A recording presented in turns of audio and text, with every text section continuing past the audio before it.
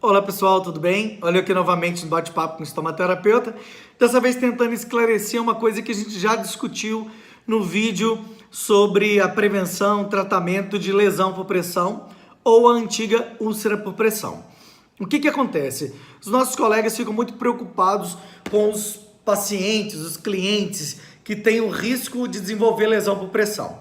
Que seja numa instituição de longa permanência, que seja numa instituição hospitalar, esse paciente está hospitalizado, está fragilizado, então ele pode ter algum risco de desenvolver a lesão por pressão.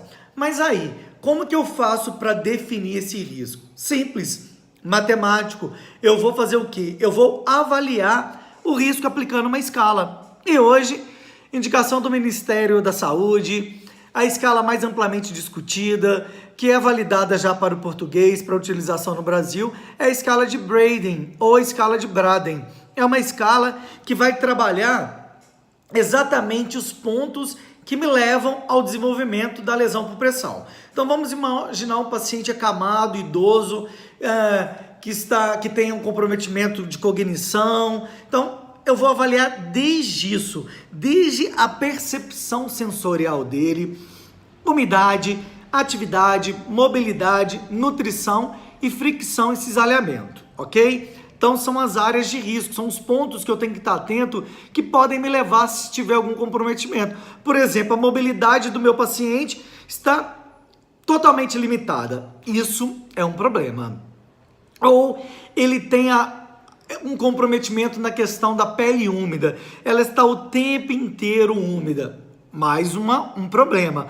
Ou, na verdade, ele está totalmente acamado, ele está restrito ao leito. Então, isso daí vai me levar a ter uma atenção maior, porque aumenta o risco. Então, ela é muito prática nesse aspecto, porque eu já penso e avalio o que pode levar a essa ruptura de pele e a lesão por pressão. Então, é muito interessante e a gente tem, eu estou com a colinha aqui, a gente tem a percepção sensorial até a nutrição, eu vou dar de 1 a 4 pontos. Por quê? Eu posso estar totalmente limitado na questão da percepção sensorial, muito limitado, levemente limitado ou nenhuma limitação, ok? Obviamente, quando eu não tenho problema, eu vou ter uma nota maior. Se eu tenho uma nota maior, eu tenho um paciente com melhores condições clínicas. Então, o risco vai ser a interpretação desse score. Quanto mais alta a nota, menor o risco de desenvolver lesão por pressão. E quanto menor a nota, maior o risco. Então vamos pegar um paciente, um cliente, né? Bem limitado, bem debilitado, bem restrito, para a gente entender melhor isso. Então eu vou aqui na minha colinha. Primeiro, percepção sensorial. Totalmente limitado. Paciente que não responde, não é responsivo, não atende a nenhum estímulo, a nenhum comando. Nota 1. Ele está totalmente limitado, ok? Umidade. Paciente está com diarreia, urina toda hora, o tempo inteiro a fralda úmida. Então ele tem uma umidade muito alta, excessiva. Eu vou dar mais 1. Atividade. Está acamado, não anda, não senta, mais 1. Esse paciente está bem complicado. Mobilidade. Ele está lá no leito, além de estar acamado, ele não mexe. Ele não é capaz de mudar de posição, então totalmente imóvel, eu vou dar mais 1 ponto para ele. 4, né? Vamos facilitar a coisa aqui para mim. 4, nutrição. Olha, dieta dele tá por uma gastrostomia, mas nem todo horário a gente consegue fazer a dieta adequadamente, ele tá desnutrido, então ele tá com uma nutrição deficiente. Mais 1 ponto, já tem 5.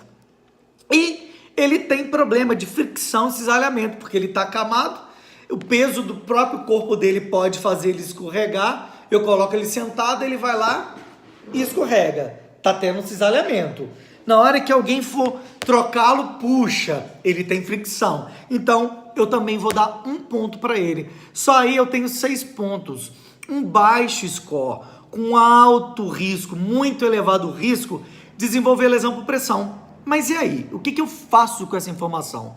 Eu vou instituir um protocolo de prevenção. Eu vou usar coberturas que sejam indicadas para prevenção, que são basicamente as coberturas de silicone, né? Que eu posso colocar a cobertura, retirar e avaliar o local. Lembrando, eu só posso fazer isso para prevenção, onde eu tenho pele íntegra. Eu pego, por exemplo, uma espuma com silicone, coloco lá na região sacral desse meu paciente, ou trocantérica, onde quer que seja.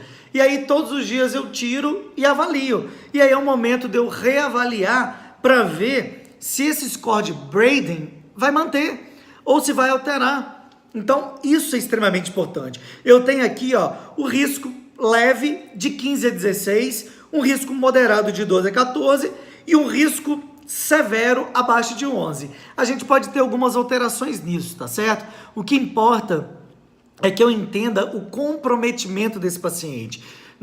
Você tem, às vezes, aqui está falando de risco muito severo, né? E tem literatura que fala baixo risco, moderado, alto e muito alto, tá certo? Mas quanto mais eu desço a pontuação, mais eu aumento o risco de desenvolver lesão por pressão. Em contrapartida, vamos observar um paciente que ele não tem comprometimento nenhum. Então, esse paciente que está andando, está deambulando, eu posso fazer a escala dele, a admissão e se mudar o estado clínico dele. Agora, esse paciente que eu recebo acamado, que está comprometido, eu tenho que fazer a admissão e frequentemente, que vai depender do protocolo de cada instituição. E o Ministério da Saúde recomenda que seja feita essa avaliação rotineiramente, diariamente, se for preciso. Então é isso. Se vocês colocarem no Google escala de Braden ou Braden, vocês vão encontrar vários artigos, vão encontrar os modelos para poder explicar todos esses quesitos que eu estou dizendo. Não vai dar para ver aqui, tá certo? Mas você vai ter todo esse contexto para que você possa desenvolver na sua instituição um protocolo de prevenção. Agora, eu não posso pensar em prevenção de lesão por pressão se eu não tenho capacidade, se eu não fiz, se eu não estagiei o risco desse paciente. Então é essencial que esteja atrelado, que seja parte fundamental desse protocolo de prevenção de lesão por pressão, quer que seja numa instituição de longa permanência, né, quer seja no hospital, no CTI, mas que eu tenha essa escala para que eu possa aplicar regularmente e a partir do estadiamento do risco do meu paciente, eu vou fazer o meu plano de cuidados. Lembrando que o plano de cuidados é individual, ok? Espero que vocês tenham gostado. É só uma dica de qual escala tem me perguntado muito. Eu recomendo a escala de Braden porque ela trabalha exatamente os pontos, os aspectos importantes do que leva, do que gera a lesão por pressão.